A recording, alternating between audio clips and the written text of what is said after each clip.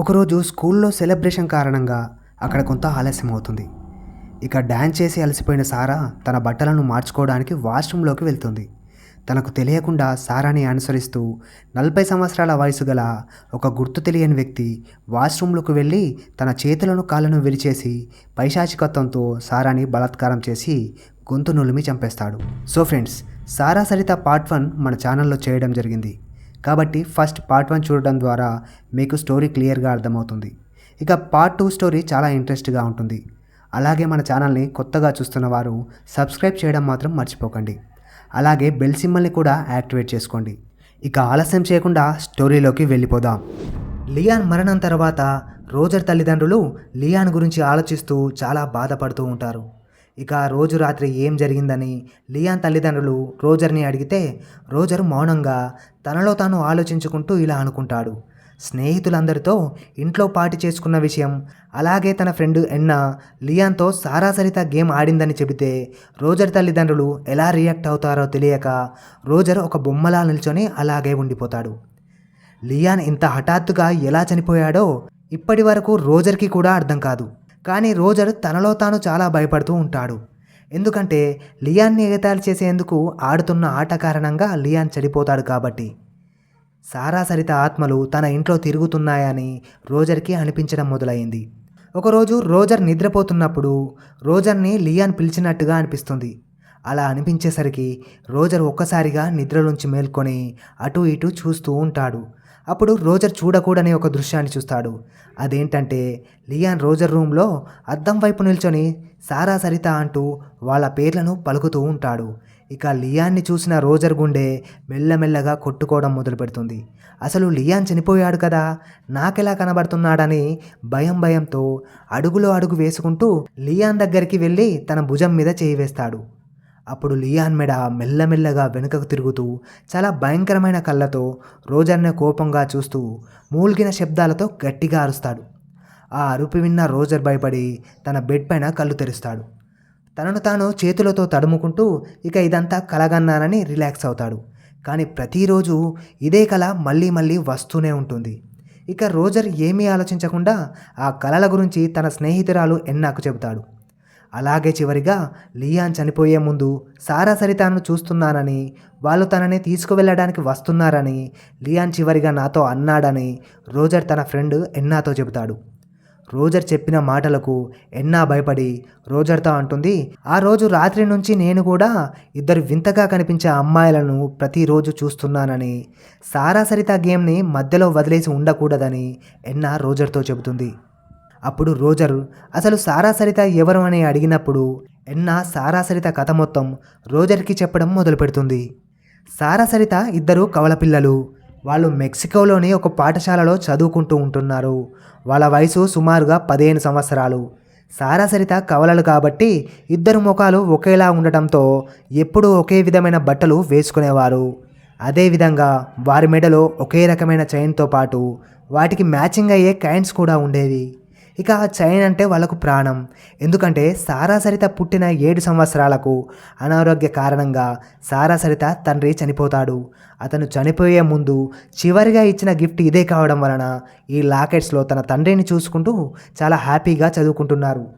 కానీ ఒకరోజు స్కూల్లో సెలబ్రేషన్ కారణంగా అక్కడ కొంత ఆలస్యం అవుతుంది. ఇక డ్యాన్స్ చేసి అలసిపోయిన సారా తన బట్టలను మార్చుకోవడానికి వాష్రూమ్లోకి వెళ్తుంది.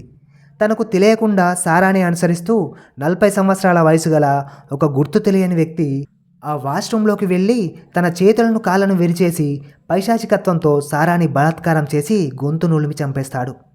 ఇంతలో సరిత తన సోదరిని వెతుక్కుంటూ అక్కడికి వచ్చినప్పుడు సారా కింద పడి ఉండడం గమనిస్తుంది. ఇక ఆ పక్కనే గుర్తు తెలియని వ్యక్తి నిల్చొని ఉంటాడు. అతన్ని చూసిన సరిత గట్టిగా అరుస్తుంది. కానీ స్కూల్లో సెలబ్రేషన్ కారణంగా తన మాటలు ఎవ్వరికీ వినిపించవు. ఇక అదే సమయంలో అతన్ని సరిత చూసిందని ఆమెను కూడా అతి దారుణంగా చంపేసి అక్కడి నుంచి పారిపోతాడు. కొంత సమయం తర్వాత స్కూల్ పిల్లలు వాష్రూమ్లోకి వచ్చినప్పుడు సారా సరిత మృతదేహాలను చూసి భయపడిపోతారు. ఇక వెంటనే స్కూల్ యాజమాన్యానికి చెబుతారు. సారా సరిత మృతదేహాల వద్ద తన తండ్రి ఇచ్చిన లాకెట్ కింద పడి ఉంటుంది. అందులో ఒకటి హెడ్ పడి ఉంటుంది, మరొకటి టేల్స్ పడి ఉంటుంది. ఇక సంఘటన జరిగిన కొన్ని రోజుల తర్వాత గుర్తు తెలియని 40 సంవత్సరాల వయసు గల ఒక వ్యక్తి మృతదేహం అదే వాష్రూమ్లో పడి ఉంటుంది. సారా సరిత పోస్ట్ మార్టం రిపోర్టు ప్రకారం అతని ఫింగర్ ప్రింట్స్ మిగిలిన ఆధారాలు అతనితో మ్యాచ్ అవుతాయి. అప్పుడు అందరూ నమ్ముతారు సారా సరిత ఆత్మలు ఇంకా ఈ లోకంలోనే ఉన్నాయని. అలాగే అప్పటి నుంచి అక్కడి ప్రజలు సారా సరిత ఆత్మలు ఆ కాయిన్స్లోనే దాగి ఉన్నాయని నమ్మడం ప్రారంభించారు. ఇంకా ఎవరైనా ఆ కాయిన్స్ సాయంతో వాళ్ళను పిలవాలని అనుకున్నప్పుడు వాళ్ళు ఆ కాయిన్స్ ద్వారా వారితో మాట్లాడతారని అక్కడ ప్రజలు నమ్మేవారు. అలాగే ఆ గేమ్ ఒకసారి ఆడడం ప్రారంభించిన తర్వాత సారా సరిత అనుమతి లేనిదే ఆ గేమ్ని ఎండ్ చేయడం కుదరదని ఎన్ఆర్ రోజర్తో చెబుతుంది. ఇక ఇదంతా విన్న రోజర్ మరొకసారి సారా సరిత గేమ్ ఆడి వాళ్ళను పిలవాలని అనుకుంటాడు. ఇంకా ఈ ఆటను ఇంతటితో ముగించాలని రోజర్ ఎన్నాతో చెబుతాడు. ఇక వీరిద్దరూ కలిసి సారా సరితను మరొకసారి పిలవడం ప్రారంభిస్తారు. మొదటిగా సారా సరిత, మేము ఈ గేమ్ ఆడటానికి మీరు ఒప్పుకుంటున్నారా అని ఎన్నా మరియు రోజర్ ఇద్దరూ కలిసి వాళ్ళ చేతిలో ఉన్న కాయిన్స్ని స్పిన్ చేస్తారు. అప్పుడు ఆ 2 కాయిన్స్లో హెడ్స్ పడుతుంది.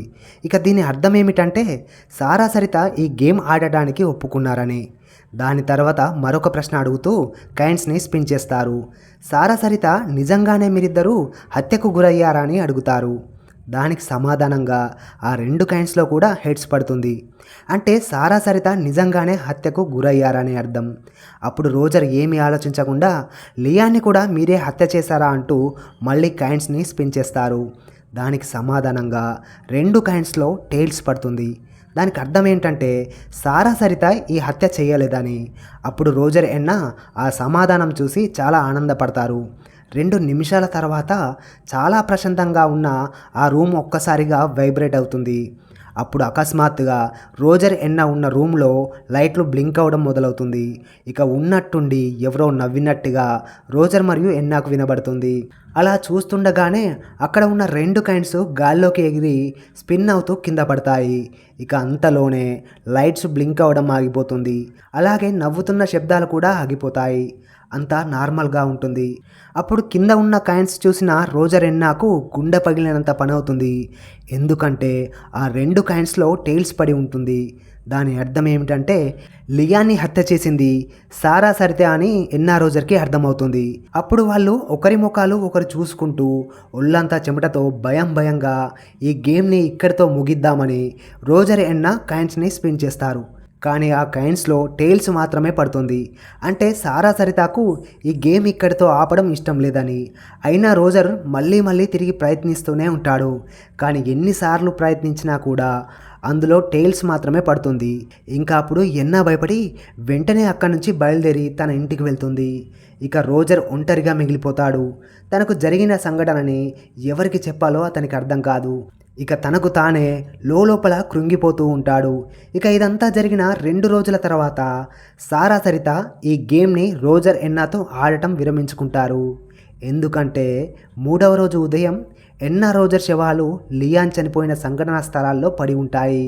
కాబట్టి ఫ్రెండ్స్, మనకు తెలియని వాటి గురించి తెలుసుకోవడం మంచిది. తొందరపాటు నిర్ణయాలతో మన ప్రాణాలు మాత్రమే కాకుండా అమాయకుల ప్రాణాలు కూడా పోయే అవకాశం ఉంది. ఓకే ఫ్రెండ్స్, ఈ స్టోరీ మీకు నచ్చినట్టయితే మన ఛానల్ని సబ్స్క్రైబ్ చేయడం మాత్రం మర్చిపోకండి. Love you all.